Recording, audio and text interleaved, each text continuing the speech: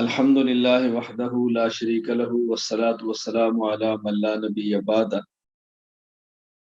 گزشتہ کل تراویح کے متعلق میں نے 2 مرفوع احادیث پیش کی تھی اور ساتھ ایک نقلی دلیل سمجھانے کے لیے عرض کی تھی۔ آج تراویح کے متعلق گفتگو چل رہی ہے، لیکن درمیان میں مجھے خیال آیا کہ ہمارا عنوان مکمل دین ہے اور دین کا ہر مسئلہ جس کی ضرورت ہو اس کو بیان کرنا ہے۔ اسی وجہ سے ہم نے ابھی رمضان، تراویح، وتر، عیدین اور ان مسائل کا ذکر کیا ہے کہ رمضان المبارک آ رہا ہے اور ان موضوعات پر تفصیل سے بات ہو جائے۔ ہمارے ہاں پاکستان اور ہندوستان میں آج 14 شعبان ہے، کل 15 شعبان ہوگی، تو آج جو آنے والی رات ہے یہ شعبان کی 15ویں رات ہے۔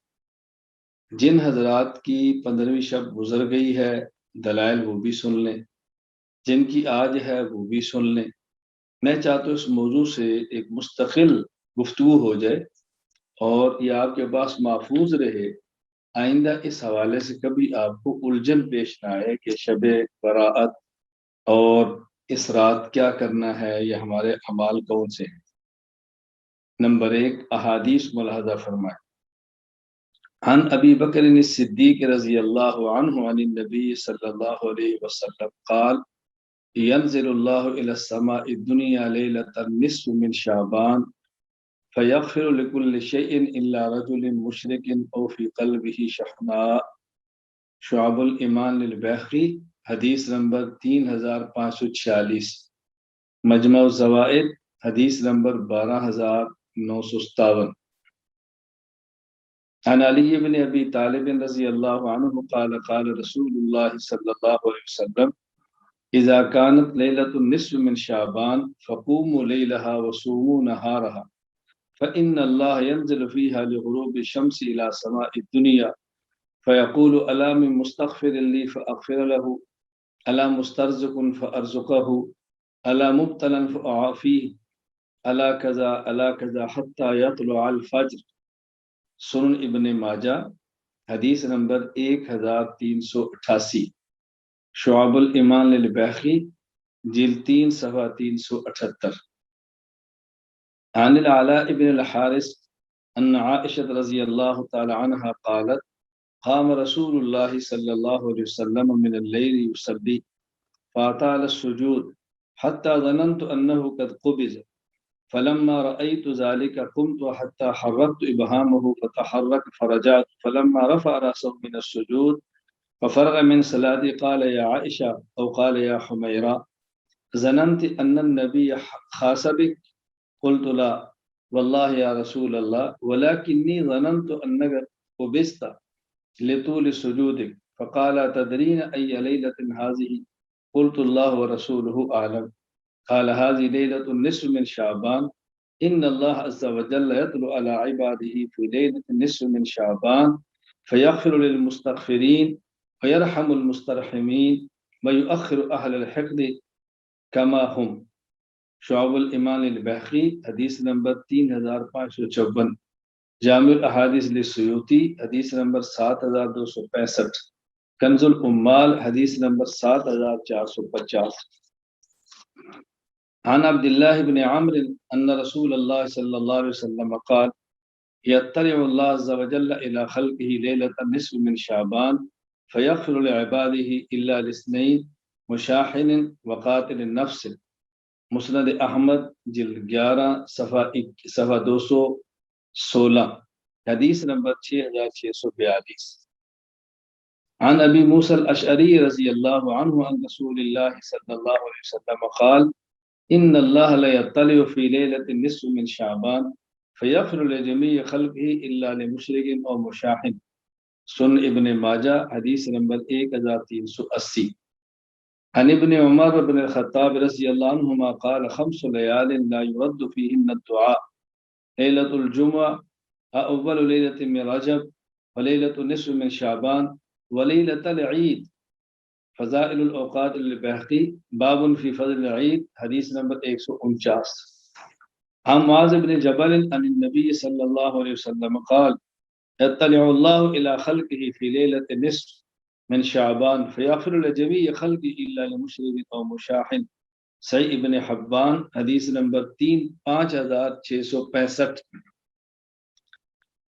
عن ابی ہریرہ رضی اللہ عنہ قال قال رسول اللہ صلی اللہ علیہ وسلم لیلۃ النصف من شعبان یغفر اللہ لعباده الا لمشرک او مشاح. مسند البزار حدیث نمبر 9268. عن عوف رضی اللہ عنہ قال قال رسول اللہ صلی اللہ علیہ وسلم یطلع اللہ تبارک و تعالی علی خلق لیلۃ النصف من شعبان فیغفر لهم كلهم الا لمشرک او مشاح.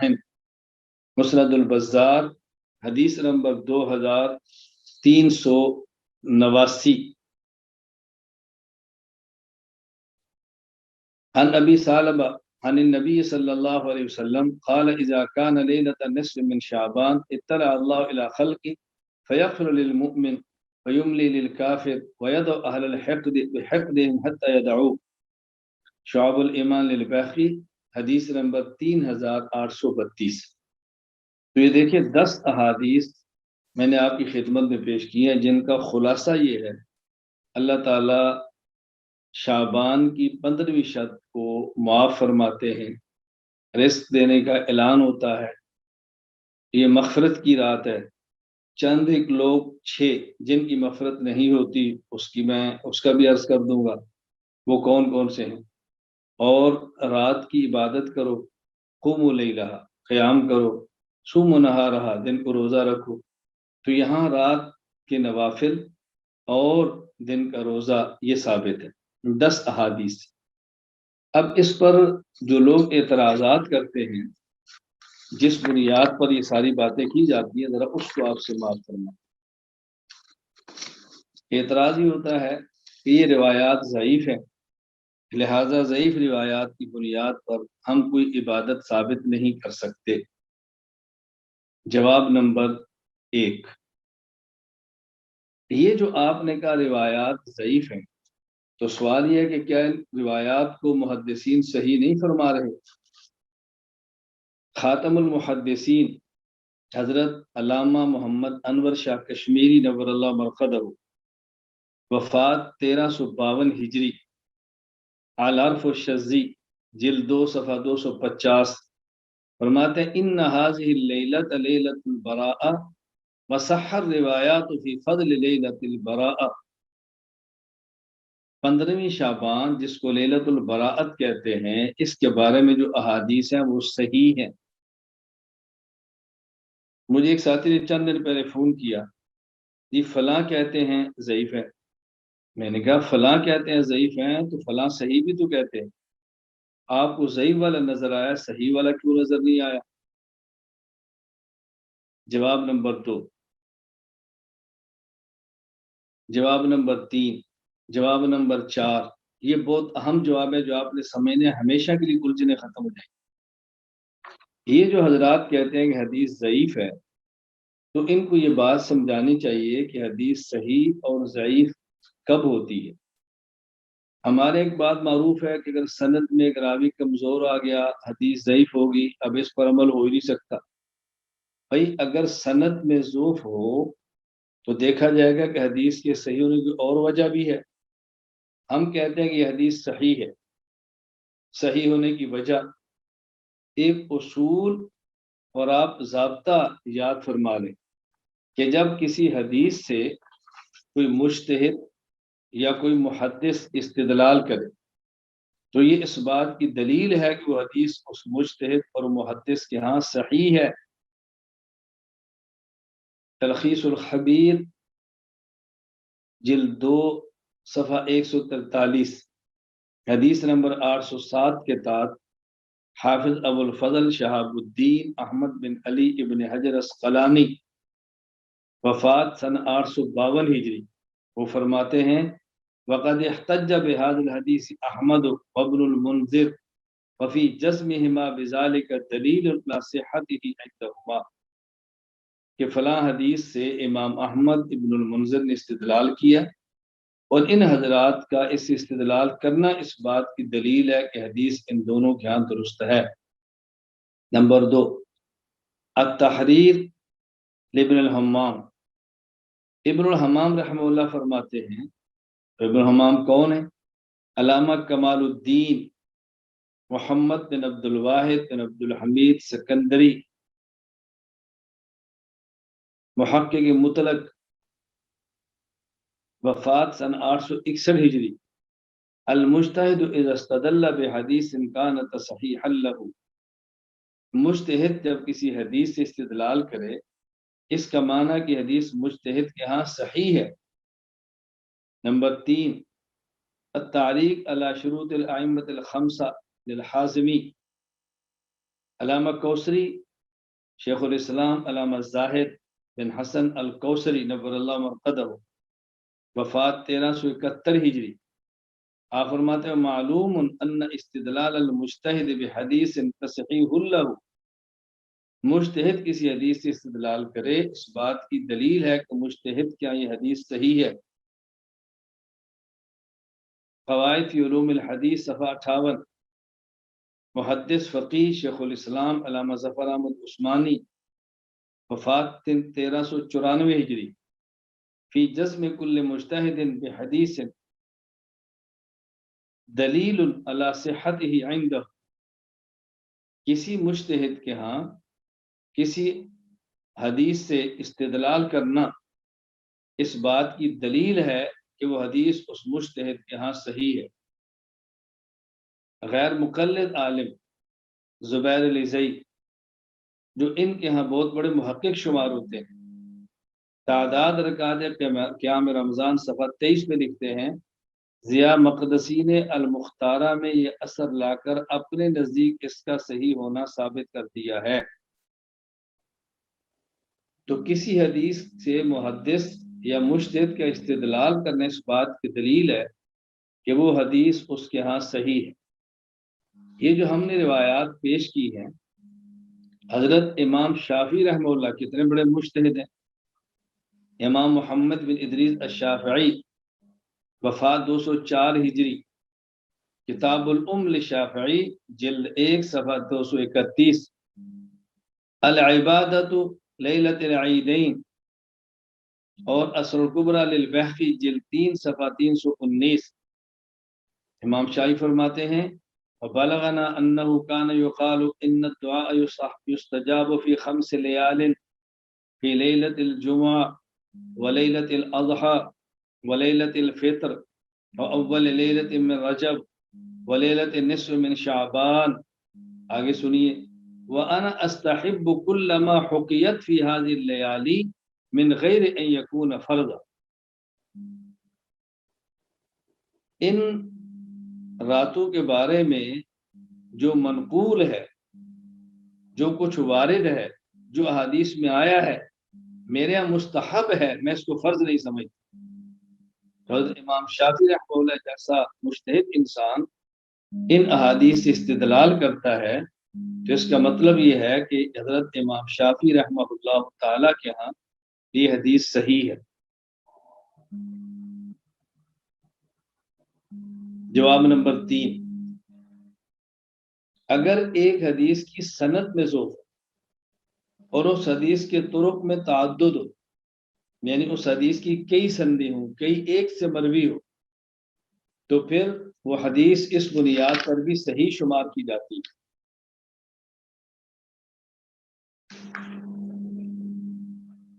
حدیث سند کے اعتبار سے ضعف ہو لیکن اس حدیث کے تعدد میں، اس کے طرق میں تعدد ہو، یعنی کئی ایک اس کی سندیں آ جائیں، تو تعدد طرق کی بنیاد پر اس حدیث کو صحیح کہا جاتا ہے۔ پھر یہ نہیں کہتے کہ یہ حدیث ضعیف ہے۔ یہ ذہن نشین فرمائیں۔ فتح القدیر جلد 1 صفحہ 172۔ علامہ کمال الدین محمد بن عبد الواحد عبد الحمید سکندری، وفات سن 861 ہجری۔ فہذی عدت احادیث لو كانت ضعیفۃ حسن المتن فکیف ومنها لا ينزل الحسن۔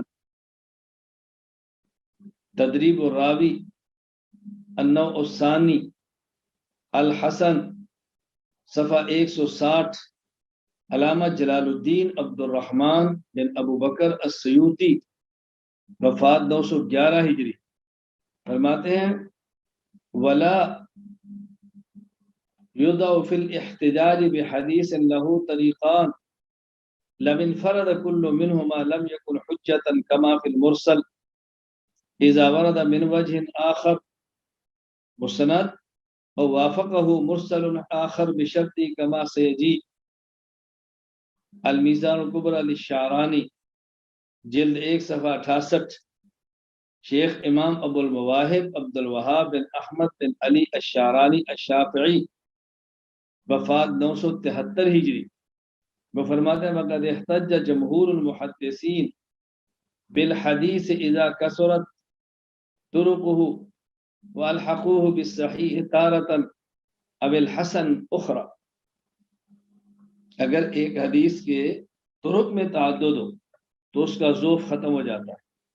دیکھیں جو روایات میں نے آپ کی خدمت میں پیش کی ہے، نمبر 1 حضرت ابو بکر صدیق، نمبر 2 حضرت علی المرتضی، نمبر 3 حضرت عائشہ رضی اللہ تعالی عنہ، نمبر 4 عبداللہ بن عمر رضی اللہ عنہ، نمبر 5 ابو موسیٰ اشعری رضی اللہ عنہ، نمبر 6 حضرت عبداللہ بن عمر رضی اللہ عنہ، نمبر 7 حضرت معاذ بن جبل رضی اللہ عنہ، نمبر 8 حضرت ابو ہریرہ رضی اللہ عنہ، نمبر 9 حضرت عوف بن مالک رضی اللہ عنہ، نمبر 10 حضرت ابو سالبہ رضی اللہ عنہ۔ تو 10 صحابہ کرام رضی اللہ عنہ مجمعین سے یہ روایت مروی ہے، ایک سے بھی نہیں۔ تو جب تعدد طرق کے اندر آ گیا تو حدیث ضعیف نہ رہی بلکہ حدیث ضعیف صحیح ہوگی۔ جواب نمبر 4، جب ایک حدیث کی سند کے اندر اگر ضعف بھی ہو لیکن اس حدیث کے متن کو، یعنی اس حدیث کا جو مفہوم ہے، اس حدیث کا جو مطلب ہے، اس حدیث میں جو کچھ بیان کیا جا رہا ہے، اگر اس کو امت قبول کر لے، کبار علماء قبول کر لیں، اسے کہتے ہیں جب حدیث کو تلقی امت بالقبول حاصل ہو جائے وہ حدیث صحیح ہوتی ہے، حدیث ضعیف نہیں رہتی۔ تدریب الراوی صفحہ 29 علامہ جلال الدین عبد الرحمن بن ابو بکر السیوطی وفات 911 ہجری قال بعضهم يحكم للحديث بالصحة اذا تلقاه الناس بالقبول وان لم يكن له اسناد صحيح۔ نمبر 2 فیض الباری شرح البخاری جلد 3 صفحہ 409 کتاب الوصایا باب الوصیت لوارث سید علامہ محمد انور شاہ کشمیری وفات 1352 ہجری وذهب بعضهم الى ان الحديث اذا تأيد بالعمل ارتقى من حال الضعف الى مرتبة القبول قلت وهذا الاوجه عندي۔ تلقی امت بالقبول حاصل ہو جائے تو پھر حدیث ضعیف نہیں رہتی بلکہ حدیث صحیح ہو جاتی۔ اب آپ حضرات غور فرمائیں کہ تلقی امت اس کو حاصل ہے یا نہیں۔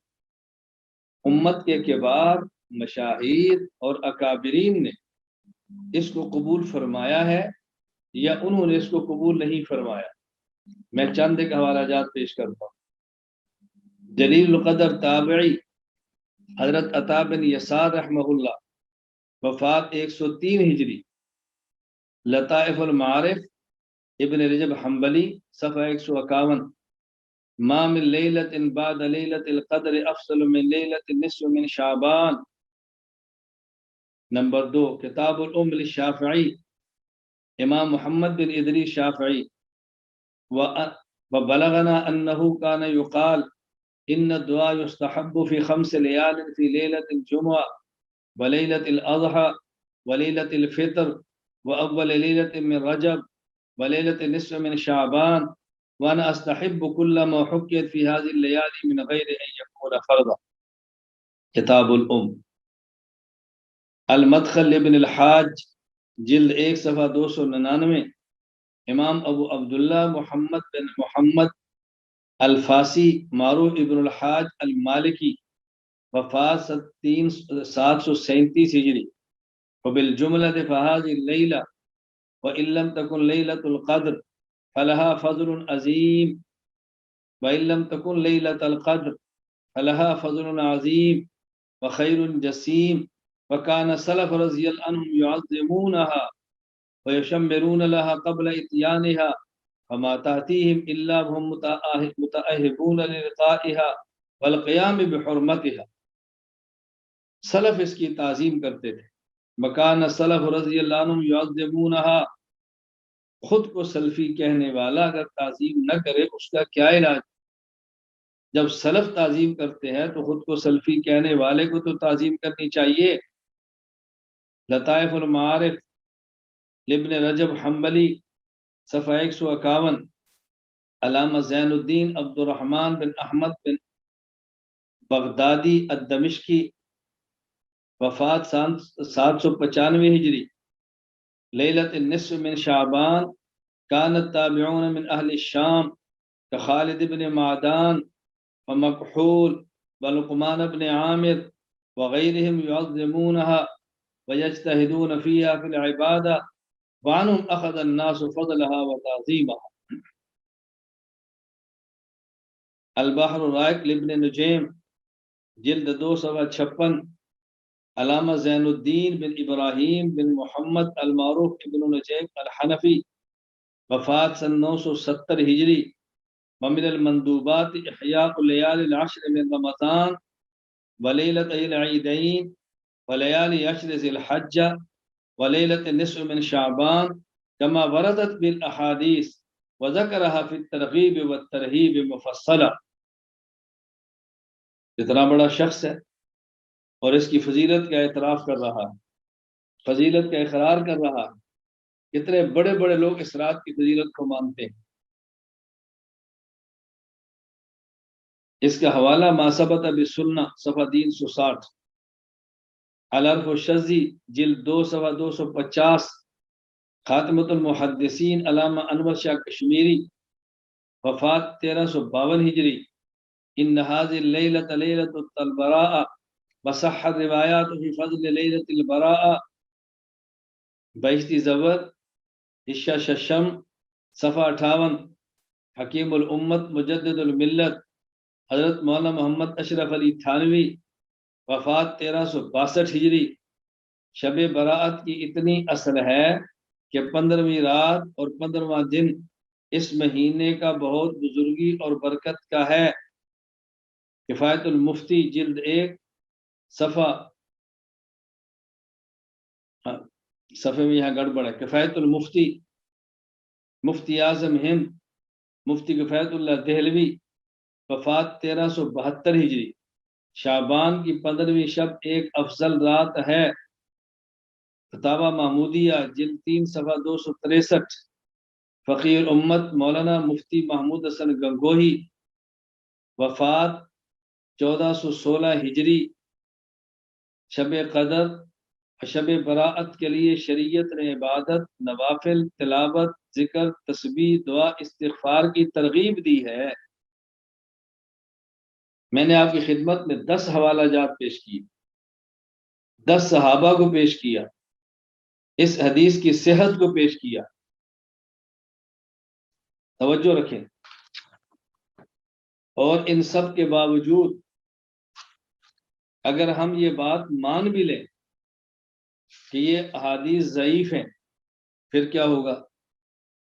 اگر احادیث ضعیف بھی ہیں تو ہم جو فضائل میں لا رہے ہیں، امت نے اس بات کو قبول کیا ہے کہ احادیث جو ضعیف و سند کے اعتبار سے ان کو فضائل میں پیش کیا جا سکتا ہے، مسترد نہیں کر سکتے. مجموع الفتاوی جلد 8 صفحہ 6. علامہ تقی الدین ابو العباس احمد بن عبد الحلیم بن عبد السلام ابن تیمیہ، وفات 728 ہجری. حضرت امام احمد بن حنبل، وفات 241 ہجری کے حوالہ سے فرماتے ہیں، امام احمد بن حنبل فرماتے اذا جاء الحلال والحرام شددنا فی الاسانید وإذا جاء الترغيب والترهيب تساهلنا في الأسانيد وكذلك ما عليه العلماء من العمل بالحديث الضعيف في فضائل الأعمال. حلال حرام کا مسئلہ ہو تو بہت سختی ہوتی ہے، اور جب ترغیب ترہیب کا مسئلہ ہو تو پھر تساہل ہوتا ہے، پھر برداشت کیا جاتا ہے۔ المستدرک علی الصحیحین للحاکم جلد 1 صفحہ 490، امام ابو سعید عبد الرحمن بن مہدی البصری، وفات 298 ہجری۔ امام ابو عبداللہ محمد بن عبداللہ بن محمد الحق بن شیپوری، وفات سن 405 ہجری۔ امام عبد الرحمن بن مہدی کے حوالے سے لکھتے ہیں اذا روینا عن النبی صلی اللہ علیہ وسلم فی الحلال والحرام والاحکام شددنا فی الاسانید وانتقدنا الرجال، واذا روینا فی فضائل الاعمال والثواب والعقاب والمباحات والدعوات تساہلنا فی الاسانید۔ الکفایہ فی علم الروایہ صفحہ 213، امام ابو بکر احمد بن علی بن ثابت بن احمد خطیب بغدادی، وفات 463 ہجری۔ امام ابو زکریہ یحییٰ بن محمد بن عبداللہ النشاپوری، وفات 344 ہجری کے حوالے سے لکھتے ہیں الخبر اذا ورد لم يحرم حلالا ولم يحل حراما ولم يوجب حکما وكان في ترغیب او ترہیب او تشدید او ترخیص وجب الاغماض عنه والتساہل فی روایتی، کہ فضائل کے معاملے میں تساہل برتنا واجب ہے، سختی نہیں کرنی۔ کتاب الاذکار جلد 8، کتاب الاذکار صفحہ 8، امام علامہ محی الدین ابو زکریہ یحییٰ بن شرف النووی، وفات 676 ہجری۔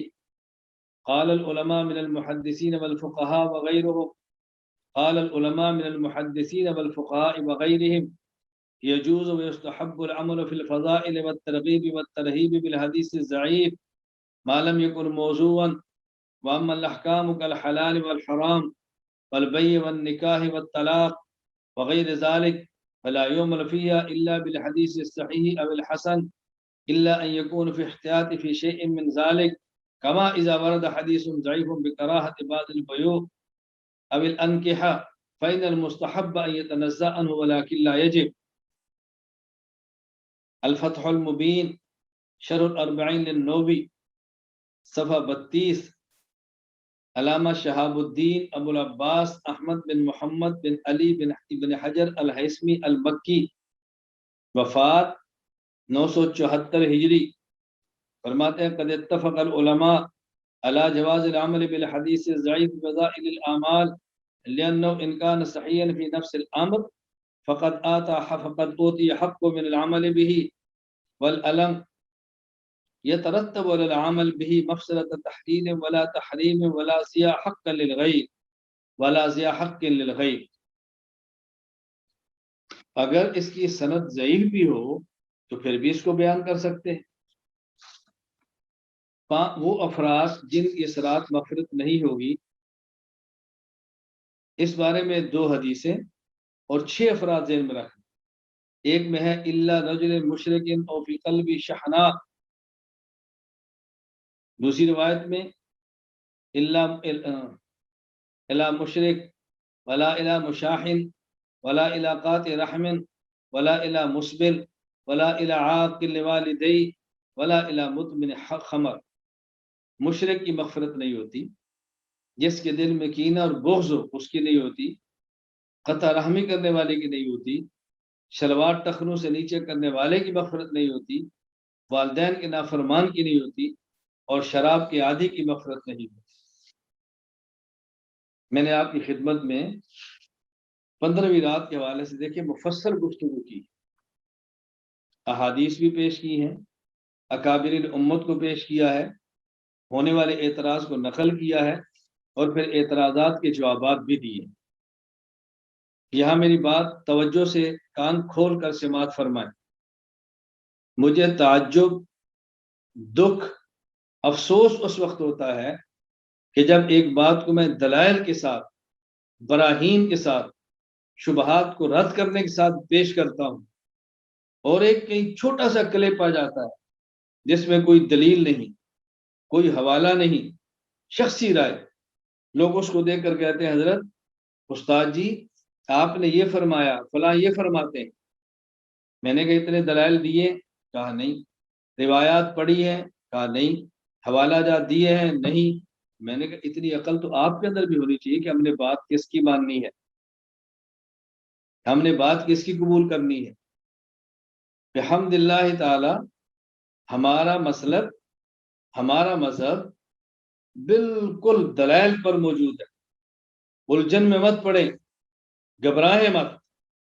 میں گزارش کرتا ہوں رجوع آپ نے کرنا ہے، رابطہ آپ نے کرنا ہے، مطمئن ہم نے کرنا ہے. آپ گھبرائیں مت. اللہ تعالی ہمیں بات سمجھنے کی توفیق عطا فرمائے. اللہ عمل کی توفیق عطا فرمائے. دلائل کے ساتھ چھا جاؤ پورے عالم اور پوری دنیا میں. دلیل کی دنیا میں تم بے تاج بادشاہ ہو. کیا گھبراہٹ اور الجھن ہے آپ کو؟ کیوں پریشان ہوتے ہیں آپ لوگ؟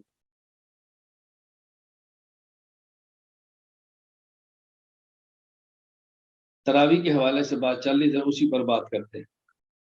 گزشتہ کل میں نے آپ کی خدمت میں 2 حدیثیں مرفوع پیش کی، رسول اکرم صلی اللہ علیہ وسلم کو مبارک عمل پیش کیا. آج احادیث موقوفہ یعنی صحابہ کرام، حضرت عمر کا دور، حضرت عثمان کا دور، حضرت علی کا دور، وہ دیکھتے ہیں. مسند احمد بن بنی بحوالہ اتحاف الخیرت المہرہ للبوصیری، جلد 2 صفحہ 424. باب فی قیام رمضان وما روی فی عدد رکعاته ان ابی بن کعب ان عمر بن الخطاب امر ابی بن کعب ان یصلی باللیل فی رمضان. حضرت عمر نے ابی بن کعب کو حکم دیا کہ لوگوں کو رمضان کی راتوں میں جماعت کراؤ. قال ان الناس يصومون النهار لا يحسنون ان يقرؤوا فلو قرأت القرآن عليهم باللیل. فرمایا دن کو روزہ رکھتے ہیں، بہت سے لوگ اچھی طرح قرآن کریم کی تلاوت نہیں کر سکتے، تو میں چاہتا ہوں کہ تم رات کو تراویح کے اندر ان کو قرآن اچھی طرح سنا. ابی بن کعب نے کہا یا امیر المومنین ھذا شیء لم یکن، قرآن کریم مکمل تراویح میں پڑھنا پہلے تو یہ نہیں تھا. فقال قد علمت ولكن احسن، اور میں سمجھتا ہوں لیکن یہ بہتر ہے کہ لوگ قرآن کریم سن لیں. فصلی بہم 20 رکعہ، حضرت ابی بن کعب نے حضرت عمر کے حکم پر جو تراویح پڑھائی، اور میں 20 رکعت تراویح آپ نے پڑھائی ہے، 20 رکعت تراویح آپ نے پڑھائی ہے. اس پر اعتراض یعنی اتحاف الخیرت المہرہ میں یہ روایت احمد بن منی سے بغیر سند کے ہے، اور بغیر سند کے بعد تو معتبر نہیں ہوتی. ہم نے کہا چلے سند سن لیں. الاحادیث المختار المقدسی میں یہی روایت سند کے ساتھ موجود ہے. اگر ایک کتاب میں سند کے ساتھ نہیں تو دوسری میں سند کے ساتھ بھی ہے. وبی قال اخبرنا ابو عبد الله محمود بن احمد بن عبد الرحمن الثقفي باصبهان ان سعيد بن ابي الرجاء السيرفي اخبرهم قراءة علي قال اخبرنا عبد الواحد بن احمد البقال قال اخبرنا عبيد الله بن يعقوب بن اسحاق قال اخبرني جدي اسحاق بن ابراهيم بن محمد بن جميل قال اخبرنا احمد بن مني قال اخبرنا حسن بن موسى قال حدثنا ابو جعفر الرازي عن النبي بن انس بن ابي العاليه عن ابي بن كعب رضي الله عنه وعنهم ان عمر امر ابي ان يصلي بالناس في رمضان. الاحاديث المختارہ للمقدسی، جلد 3 صفحہ 367، حدیث نمبر 1161. اور دوسری بات، جن کو آپ بڑا مانتے ہیں ذرا ان کو سن لیں. مجموعہ فتاوی ابن تیمیہ قدیم جلد 1 صفحہ 186، جدید جلد 23 صفحہ 56. علامہ ابن تیمیہ فرماتے ہیں قد ثبت ان ابی بن کعب کان یقوم بالناس 20 رکعہ ویوتر بثلاث فرآ اکثر من العلماء ان ذلك هو السنہ لانه قام بین المہاجرین والانصار فلم ينکره منکر۔ ابن تیمیہ فرما رہے کہ 20 ابی ابن کعب کا نام لے کر فرما رہے۔ نمبر 2 حوالہ مسرد ابن الجعد صفحہ 413 حدیث نمبر 2825، معرفت السنن والآثار للبیہقی جلد 2 صفحہ 305، باب قیام رمضان حدیث نمبر 1365، السنن الکبریٰ للبیہقی جلد 2 صفحہ 496، باب ما روی فی عدد رکعات القیام فی شہر رمضان، عن یزید بن خصیفہ عن السائب بن یزید قال كانوا يقومون على عهد عمر في شهر رمضان ب20 ركعة وإن كانوا ليقرؤون بالمئين من القرآن۔ حضرت عمر رضی اللہ تعالیٰ عنہ کی عہد کی عہد میں 20 رکعت تراویح رمضان میں پڑھی جاتی اور لوگ اس میں عموماً قرآن کریم کی وہ صورتیں پڑھتے جو 100 آیات کی ہوتی، یعنی کہ 101 نہیں یا 99 نہیں، مطلب بڑی بڑی صورتیں پڑھے، سورہ بقرہ، سورہ نساء، سورہ آل عمران، سورہ مائدہ، بڑی بڑی۔ حضرت امام مالک نے یزید بن خصیفہ کی روایت سائب بن یزید سے نقل کی ہے، اور بتانے والے کون ہیں؟ علامہ شوکانی غیر مقلد۔ اسی طرح یہ طریق صحیح بخاری کے اندر سائب بن یزید سے بھی ہے، یہ طریق صحیح بخاری اللہ جلد 1 صفحہ 312 پر موجود ہے۔ یہ جو میں نے کہا روا مالک من طریق یزید بن خصیفہ عن السائب بن یزید، میں یہ بتا رہا ہوں۔ مصنف عبد الرزاق کے اندر بھی ہے عن السائب بن یزید قال القیام علی عہد عمر 23 رکعہ۔ اسی طرح معرفت السنن والآثار عن السائب بن یزید قال كنا نقوم في زمان عمر الخطاب ب20 رکعة والوتر۔ یہ سائب بن یزید کی جو روایت ہے، علامہ محی الدین ابو زکریہ یحییٰ بن شرف النووی وفات 676 ہجری مرقات المفاتیح کے حوالے سے اس حدیث کو صحیح قرار دیا ہے۔ نمبر 2 علامہ ظہیر احسن شوق نیموی وفات 1322 ہجری الطریق الحسن علی آثار سنن، وہ بھی فرماتے ہیں کہ حدیث صحیح ہے۔ تیسری حدیث قیام اللیل المروزی صفحہ 157، قال محمد بن کعب القرظی كان الناس يصلون في زمان عمر بن الخطاب في رمضان 20 ركعة۔ محمد بن کعب فرماتے ہیں حضرت عمر رضی اللہ تعالیٰ کے دور میں لوگ 20 رکعت تراویح پڑھتے تھے۔ اس پر اشکال کیا؟ کہتے ہیں روایت مرسل ہے، محمد بن کعب القرظی کے عمر بن خطاب سے ملاقات نہیں ہے۔ جواب، محمد بن کعب کی وفات 120 ہجری میں ہے، خیر القرون کے سکہ اور محدث ہیں، تقریب التہذیب صفحہ 534، اور خیر القرون کا ارسال یہ احناف کے ہاں خصوصاً اور مالکیہ کے ہاں یہ حجت ہے۔ چوتھی حدیث عن یزید بن رومان انه قال كان الناس يقومون في زمان عمر بن الخطاب في رمضان ب23 ركعة، موطا امام مالک صفحہ 98۔ یزید بن رومان کہتے ہیں کہ صحابہ اور تابعین عمر رضی اللہ کے زمانے میں 23 رکعتیں پڑھتے، یعنی 20 تراویح اور 3 وتر۔ اس پر بھی شبہ، کہتے ہیں یزید بن رومان نے عمر کا زمانہ نہیں پایا، اس لیے سند منقطع ہے۔ جواب، دیکھیں یہ حدیث موطا امام مالک میں ہے، اور موطا امام مالک کے بارے میں محدثین کی رائے کیا ہے؟ قال شافعی اصح الکتب بعد کتاب اللہ موطا مالک، واتفق اہل الحدیث علی ان جمیع ما فی صحیح علی رائے مالک ومن وافق کہ جو روایات موطا امام مالک میں ہیں وہ امام مالک رحمہ اللہ کے یہاں صحیح ہے، اور جو امام صاحب کو موافق ہے وہ بھی یہی بات فرماتے ہیں.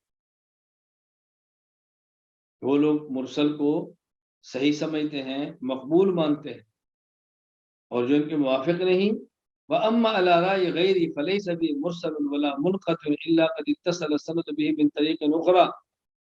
اور اگر کوئی روایت ایسی ہے جو موطا میں ہے اور مرسل ہے تو اس کی سند کسی اور طریق سے ضرور ہوگی. فَلَا جَرْمَ أَنَّهَا صَحِيحَةٌ مِنْ هَٰذَا الْوَجْهِ فَقَدْ صُنِّفَ فِي زَمَانِ مالک موطأۃ کثیرہ فی تخریج احادیثہ ووصل منقطعہ. مثل کتاب آگے ایک اور بات کی. دوسرا جواب، یزید بن نعمان کی وفات 130 ہجری میں، تقریب التہذیب صفحہ 632. اور جمہور محدثین کے ہاں جو خیر القرون کا ارسال انقطاع ہے یہ مضر صحت نہیں. شیخ الاسلام علامہ ظفر عثمانی رحمہ اللہ نے قواعد کی علوم الحدیث کے اندر یہ بات نقل فرمائی. تیسرا جواب، حافظ ابو الفضل شہاب الدین احمد بن علی ابن حجر اسقلانی وفات سن 852 ہجری، وہ فرماتے ہیں وقال الشافعی رحمہ اللہ تعالی یقبل ان اعتزد بمجیئہ من وجہ آخر یباین الطریق الاولی مسندا او مرسلا نزہۃ النظر فی توضیح نخبۃ الفکر جلد صفحہ 101. امام شافعی فرماتے ہیں کہ مرسل کی تائید جب کسی دوسرے طریق سے ہو جائے جو طریق اول کے مباین ہی کیوں نہ ہو تو یہ مرسل مقبول ہوتی ہے. اور یزید بن نعمان کی حدیث تو کئی ایک مراسیل سے تائید ہوتی ہے. پانچویں حدیث، ان یحیی بن سعید ان عمر بن الخطاب رضی اللہ عنہ امر رجلا یصلی بهم 20 رکعہ. مصنف ابن ابی شیبہ جلد 5 صفحہ 224، کتاب الصلاۃ، باب کم یصلی فی رمضان میں رکعہ. یحییٰ بن سعید کہتے ہیں حضرت عمر رضی اللہ عنہ نے ایک شخص کو حکم دیا وہ لوگوں کو 20 رکعات پڑھائے. اس پر وہی اشکال ہے کہ یحییٰ بن سعید عمر کا زمانہ نہیں پایا، روایت منقطع ہے. اس کا جواب بھی وہی ہے، پہلے وضاحت ہم نے کر دی ہے کہ خیر القرون کا انقطاع یہ حجت ہے، مضر صحت نہیں. چھٹی حدیث، عبدالعزیز بن رفیع وہ فرماتے ہیں کان ابی بن کعب یصلی بالناس فی رمضان بالمدینہ 20 رکعۃ ویوتر بثلاث. مصنف ابن ابی شیبہ جلد 5 صفحہ 224، کتاب الصلاۃ، باب کم یصلی فی رمضان من رکعات. نمبر 7، حضرت حسن بصری رحمہ اللہ تعالی، اللہ اکبر، سن ابی داؤد جلد 1 صفحہ 203، باب القنوت فی الوتر، سیر اعلام النبلاء جلد 3 صفحہ 176. حضرت ابی بن کعب رضی اللہ عنہ کے ترجمہ کے تھا. قال الامام الحافظ المحدث ابو داؤد قال حدثنا شجاع بن مخلد قال حدثنا هشيم قال اخبرنا يونس بن عبيد عن الحسن ان عمر بن الخطاب رضی اللہ عنہ وعنهم جمع الناس على ابی بن کعب فی قیام رمضان فکان یصلی بهم 20 رکعہ. 20 روایت 20 رکعات پڑھتے تھے. یہاں ایک مشہور جو اشکال ہے اس کو اس کا جواب اچھی طرح سے نشین کرو. غیر مقلدین کہتے ہیں کہ 20 رکعتن کا الفاظ یہ شیخ الہند مولانا محمود حسن دیوبندی وفات سن 1339 ہجری یہ ان کی تعریف ہے. اصل حدیث میں لفظ 20 لیلتن 20 رات، اور مولانا محمود حسن دیوبندی نے اضافہ کیا ہے اور لیلتن کو رکعتن سے بدلا اور تبدیل کر کے کہا 20 رکعتن. یہ تحریف کی ہے. جواب سماعت فرمائیں، حضرت شیخ الہند مولانا محمود حسن دیوبندی نے نہیں، سیر اعلام النبلاء علامہ ذہبی نے سن ابی داؤد کے حوالے سے 20 رکعتن نقل فرمایا ہے. جامع المسانید و سنن جلد 2 صفحہ 55 میں علامہ ابن کثیر نے 20 رکعتن نقل فرمایا ہے. الہدی النبوی الصحیح فی صلاۃ التراویح صفحہ 56، الشیخ محمد علی صابونی نے 20 رکعتن نقل فرمایا ہے، یہ بات ذہن نشین فرما لیں۔ اس لیے شیخ الہند رحمہ اللہ کی قطعاً یہ تحریف نہیں، شیخ الہند اور تحریف تصور بھی نہیں کیا جا سکتا۔ باقی رئیس المناظرین حجت اللہ فی الارض مولانا محمد امین اکاڑوی نبر اللہ مرقد فرمایا کرتے تھے، ابو داؤد کے 2 نسخے ہیں، بعد میں 20 رکعتن ہے، بعد میں 20 لیلتن ہے، اور ہم دونوں کو لیتے ہیں، 20 لیلتن بھی لیتے ہیں، 20 رکعتن بھی لیتے ہیں، ہم کسی کو بھی نہیں چھوڑتے۔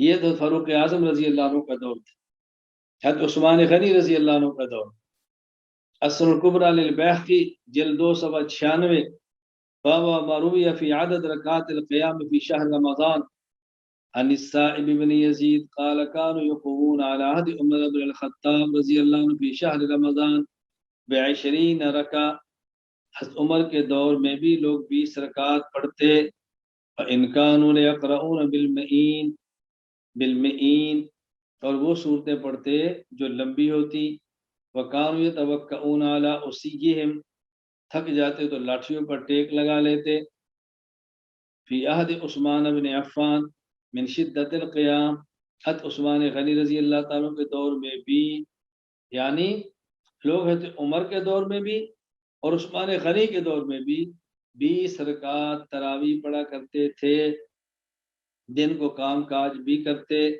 لمبی لمبی صورتیں بھی ہوتی، تھک جاتے، لیکن تراویح 20 پڑھتے تھے، تھکاوٹ کی وجہ سے تراویح کم نہیں کرتے تھے۔ حضرت علی المرتضیٰ رضی اللہ عنہ کا دور، مسند الامام زید صفحہ 159، روى الامام الحافظ المحدث زید بن علی الحاشمی فی مسندی عن ابیہ عن جدہ عن علی رضی اللہ عنہ انه امر الذي يصلي بالناس صلاة القيام في شهر رمضان ان يصلي بهم 20 ركعة يسلم في كل ركعتين ويرابح ما بين كل 4 ركعات فيرجوز الحاجة ويتوضأ الرجل وإن يوتر بهم من آخر الليل حين الانصراف۔ کیسی حدیث پاک کی سند، اس کے تمام راوی اہل بیت کے ہیں، زید بن علی بن حسن بن علی، سبحان اللہ، سارے راوی اہل بیت۔ وہ فرماتے ہیں کہ علی رضی اللہ تعالیٰ نے شخص کو حکم دیا رمضان کی رات کو لوگوں کو تراویح پڑھائے، ان یصلی بہم 20 رکعہ، 20 رکعت، یسلم فی کل رکعتین، ہر 2 رکعت پر سلام پھر، اور وَيُرَابِحَ مَا بَيْنَ كُلِّ 4 رکعات، ہر 4 کے بعد ترویہ، فَيَرْجُوزُ الْحَاجَہ، دیکھو جس طرح ہم تراویح پڑھتے ہیں 20 رکعت پڑھتے ہیں، ہر 2 پر سلام پھیرتے ہیں، ہر 4 کے بعد وقفہ کرتے ہیں، اور کیا حکمت وقفے کی، فرمایا فَيَرْجُوزُ الْحَاجَہ وَيَتَوَضَّأُ الرَّجُلُ، کسی کو تقاضا ہو وہ چلا جائے، تقاضا کرے، وضو کرے، اور پھر آ کر شریک ہو جائے، سبحان اللہ، پھر آ کر شریک ہو جائے۔ پورا دن آدمی بھوکا پیاسا رہا ہے، ممکن ہے کچھ افطاری میں زیادہ کھا لیا ہو، اس کو حاجت پیش آ جائے، وقفہ دو۔ اس پر 2 اعتراض ہیں، ایک اعتراض ہے کہ مسند زید اہل سنت کی کتاب نہیں بلکہ شیعوں کی کتاب ہے، اور دوسرا اعتراض مسند زید کا بنیادی راوی ابو خالد عمر بن خالد الواسطی مجروح راوی ہے، لہذا یہ مسند زید امام زید کی کتاب ہی نہیں، توجہ رکھیں۔ جہاں تک پہلی بات کا تعلق ہے مسند زید روافظ کی کتاب ہے، یا لالچ، اس میں وضو کرتے ہوئے پاؤں دھونے کا ذکر ہے، شیعہ کے ہاں پاؤں پر مسا ہوتا ہے، ان کی کتاب کیسی ہوئی؟ اس میں شروع نماز کے علاوہ پوری نماز میں رفع دین نہ کرنے کا ذکر ہے، اور اہل تشیع وہ تو نماز کے اندر سلام پر بار بار رفع دین کرتے ہیں۔ اس میں سحری تاخیر سے افطاری جلدی کرنے کا ذکر ہے، شیعہ کا عمل اس کے خلاف ہے، اس افطاری بہت دیر سے کرتے ہیں۔ اس میں ناف کے نیچے ہاتھ باندھنے والی روایت ہے، شیعہ کے ہاتھ چھوڑ کر نماز پڑھنے والی روایت ہے۔ اب ظاہر اس کتاب کا اہل سنت کی مانیں گے، تراویح 20 باندھنی پڑے گی، ایک بات، اور ناف کے نیچے ہاتھ باندھنے پڑیں گے، افطاری جلدی کرنی پڑے گی، نماز کا رفع الیدین نہیں کرنا پڑے گا، نہ رہے بانس نہ بجے بانسری، بس پہلے ہی انکار کر دو بھئی اہل سنت کی کتاب ہی نہیں، استغفر اللہ۔ دوسری بات سمجھیں، اس میں اتنی احادیث ایسی ہیں کہ جو احادیث اس کے اندر ہے بالکل وہی احادیث اہل سنت والجماعت کتاب کے اندر موجود ہے۔ اب سامنے کتاب ہو تو میں کھول کھول کے دکھاؤں، آپ کتاب دیکھ لیں۔ حدیث نمبر 1 یہ موطا امام مالک، صحیح بخاری صحیح مسلم میں۔ مسند زید کی حدیث نمبر 68 یہ موطا امام مالک صحیح بخاری سنن ابی داؤد کے اندر ہے۔ اس کی حدیث نمبر 67 صحیح مسلم سنن ابن ماجہ مسند احمد کے اندر ہے۔ اس کی حدیث نمبر 70 صحیح مسلم سنن نسائی سنن ابن ماجہ کے اندر ہے۔ حدیث نمبر 78 سنن ترمذی سنن ابی داؤد سنن ابن ماجہ کے اندر ہے۔ حدیث نمبر 85 جامع ترمذی سنن ابی داؤد سنن نسائی کے اندر ہے۔ حدیث نمبر 102 موطا امام مالک صحیح بخاری صحیح مسلم کے اندر ہے۔ حدیث نمبر 106 مسند احمد مسند ابن ابی شیبہ کے اندر ہے۔ حدیث نمبر 108 سنن ترمذی ابن حبان مسند عبدالرزاق کے اندر ہے۔ تو یہ کتاب اہل سنت والجماعت کی۔ دوسرا اعتراض کہ اس کا بنیادی راوی ابو خالد عمر بن خالد الواسطی مجروح ہے، یعنی وہ ثابت کرنا چاہتے ہیں کتاب امام زید کی طرف جو نسبت ہے غلط ہے، ان کی کتاب ہی نہیں۔ بات توجہ سمجھنا، اس کتاب کے مقدمہ شیخ عبد الواسع بن یحییٰ الواسعی نے ابو خالد الواسطی کے حالات ذکر کی گئی، ان پر کی گئی جرح کا جواب بھی دیا ہے۔ مصر کے مفتی اعظم اپنے دور کے بڑے عالم شیخ محمد بخیت مطیعی اس کتاب کی سند کو امام زید تک صحیح قرار دیتے ہیں، کہتے ہیں بالصحیح سند الصحیح الی الامام الشہید زید بن علی، اس کی سند امام زید بن علی تک بالکل درست ہے۔ اور یہ بات یاد رکھ لیں، جب ایک کتاب کی شہرت ہو جائے کہ فلاں مصنف کی ہے، اس وقت تک اس مصنف تک اس کتاب کی پھر سند کو نہیں دیکھتے۔ علامہ ابن حجر عسقلانی رحمہ اللہ النکت ابن حجر صفحہ 56 پہ فرماتے ہیں لأن الکتاب المشہور الغنی بشہرتہ عن اعتبار الاسانید اسناد منا الی مصنفہ۔ دیکھیے قاعدہ ہے کہ جب ایک کتاب کی شہرت ہو جائے کہ یہ فلاں مصنف کی ہے، پھر اس کی سند کو نہیں دیکھتے، اور یہ قاعدہ امام سخاوی نے فتح المغیث میں لکھا ہے، ابن حجر نے النکت میں لکھا ہے، علامہ جزائری نے توجیہ النظر میں لکھا ہے، امام سیوطی نے تدریب الراوی میں لکھا ہے، امام کرمانی نے شرح بخاری کے اندر لکھا ہے۔ اور پھر ان سب کے باوجود بعض حضرات نے بہت کھل کر اور واضح لفظوں میں اس کو بیان کیا کہ کتاب ان کی ہے۔ علامہ شوکانی غیر مقلد نیل الاوتار میں لکھتے ہیں، عمر رضا کحالہ معجم المؤلفین میں لکھتے ہیں، غلام احمد حریری غیر مقلد تاریخ تفسیر و مفسرین میں یہی بات لکھتے ہیں۔ اس لیے کتاب امام زید کی ہے، کتاب اہل سنت کی ہے، اور 20 رکعت تراویح کا ذکر موجود ہے۔ دوسری حدیث السنن الکبریٰ للبیہقی جلد 2 صفحہ 496، ابو عبد الرحمن السلمی علی رضی اللہ تعالیٰ عنہ سے یوں نقل کرتے ہیں، علی کی بات کے بارے فرماتے ہیں، ان علی قال دعا القراء فی رمضان، علی نے قراء کو بلایا، ومر منهم رجل یصلی بالناس 20 رکعہ، اور فرمایا کہ لوگوں کو 20 رکعت تراویح پڑھانا، وکان علی یوتر بہم، اور وطر علی رضی اللہ تعالیٰ خود پڑھایا کرتے تھے۔ اس پر کیا شبہ ہے؟ اس میں کہ راوی حماد بن شعیب ضعیف ہے۔ ہم کہتے ہیں حماد بن شعیب کو اگر بعض نے ضعیف کہا تو ایمان نے اس کی توثیق کی ہے، ثقہ بھی تو کہا ہے۔ لسان المیزان جلد 2 صفحہ 4 348، امام ابن عدی فرماتے ہیں یکتب حدیثہ معذوفہ، اور ارشاد الحق اصری غیر مقلد توضیح الکلام جلد 1 صفحہ 547 پہ کہتے ہیں یکتب حدیث کا جملہ تعدیر میں شمار ہوتا ہے۔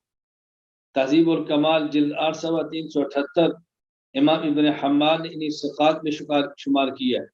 منہاج السنہ جلد 2 صفحہ 224، علامہ ابن تیمیہ نے اسی حماد بن شعیب روایت سے استدلال کیا ہے۔ اصل کبریٰ للبیہقی، امام بیہقی نے اس اثر اس عصر علی کو شتیر بن شکل کی قوت کے لیے روایت کیا، جو دلیل ہے کہ میں واقعی کیا بالکل یہ روایت ٹھیک ہے۔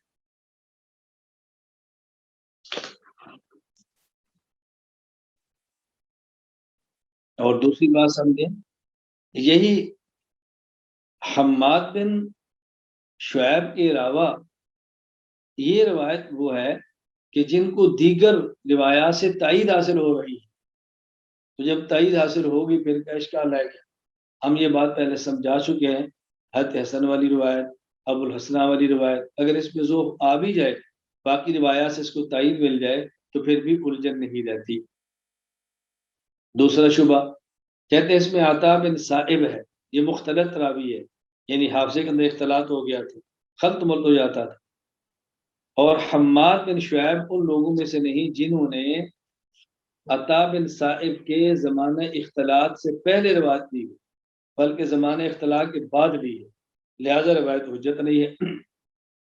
جو آپ نشین فرمائیں، ہم کہتے ہیں عطا بن صائب اگرچہ عمر کے آخری دور میں مختلط ہو گئے، خلط ملط ہو جاتا تھا، لیکن ایسا نہیں تھا کہ جس کی وجہ سے احادیث کو ضعیف قرار دیا جائے۔ مجمع الزوائد جلد 3 صفحہ 142 باب التکبیر علی الجنازہ، امام حاشمی فرماتے ہیں وفیہ عطاء بن الصائب وفیہ کلام و حسن الحدیث، اگرچہ ان کے بارے میں کلام ہے لیکن ان سے حدیث لینا درست ہے، حسن الحدیث ہے۔ المغنی فی الضعفاء جلد 2 صفحہ 59، علامہ صاحب فرماتے ہیں تابعی مشہور حسن الحدیث۔ المستدرک للحاکم جلد 5 صفحہ 350، امام حاکم فرماتے ہیں صحیح الاسناد۔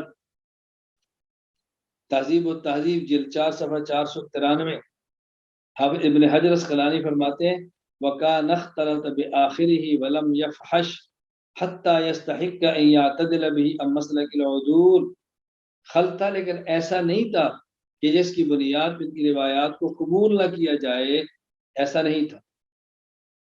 مقدمہ مسلم، امام مسلم نے عطا بن صائب کو مقدمہ مسلم میں قابل اعتماد اور طبقہ ثانیہ کا راوی قرار دیا ہے، اس لیے الجھن کی بات نہیں۔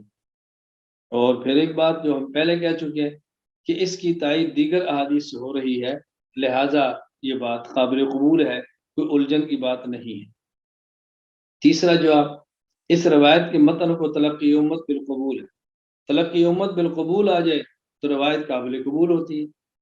حضرت علی کے دور کی تیسری روایت، حضرت ابو الحسنہ فرماتے ہیں ان علی ابی قال حدثنا وکی عن حسن بن صالح عن عمرو بن قیس عن ابی الحسنہ ان علی امر رجل یصلی بهم فی رمضان 20 رکعہ، مسند ابن ابی شیبہ جلد 2 صفحہ 223، کتاب الصلاۃ باب کم یصلی فی رمضان من رکعہ، السنن الکبریٰ للبیہقی جلد 2 صفحہ 497۔ ابو الحسنہ کہتے ہیں علی نے حکم دیا کہ آدمی کو رمضان میں لوگوں کو 20 رکعات پڑھاؤ۔ اس پر خیر مخلدین کا وہی شبہ کہ ابو الحسنہ مجہول ہے لہذا روایت ضعیف ہے۔ ہم کہتے ہیں پہلے جواب سمجھو، احناف کے ہاں خیر القرون کے دور کی جہالت بھی ہو، تدلیس بھی ہو، ارسال بھی ہو تو چرا نہیں، اور شوافے کے ہاں اگر کسی اور سے مطابق مل جائے تو جرا ختم ہو جاتی ہے۔ اس روایت میں علی رضی اللہ عنہ سے 20 رکعات کی تراویح کرنے میں، روایت نقل کرنے میں ابو الحسنہ اکیلے نہیں، سید امام حسین بھی ہے، ابو عبد الرحمن السلمی بھی ہے، لہذا کوئی جرا نہ رہی۔ دوسری بات، ابو الحسنہ سے 2 راوی روایت نقل کرتے ہیں، عمرو بن قیس، نمبر 2 ابو سعید البقال، مسند بن ابی شیبہ میں عمر بن قیس ہے، اور السنن الکبریٰ للبیہقی ابو سعید بقال ہے، اور یہ دونوں ثقہ اور صدوق ہیں۔ تقریب التہذیب کھولیے، دونوں ثقہ ہیں، جب دونوں ثقہ پھر کیا اشکال۔ اور حافظ ابن حجر تقریب التہذیب فرماتے ہیں من روى عنه اکثر من واحد ولم یوصف الیہ الاشارۃ بلفظ مستور او مجہول الحال، اگر ایسے راوی سے ایک سے زائد راوی روایت نقل کر لے، کسی شخص سے ایک سے زائد راوی روایت نقل کر لیں تو اس کو مجہول العین نہیں کہتے، زیادہ زیادہ مستور کیا لیں گے، یا زیادہ زیادہ مجہول الحال کیا لیں گے، اس کے حالات سامنے نہیں ہیں۔ مجہول العین کا راوی کا نہیں پتہ کون ہے، مجہول الحال کا معنی کہ اس کے حالات کا نہیں پتہ۔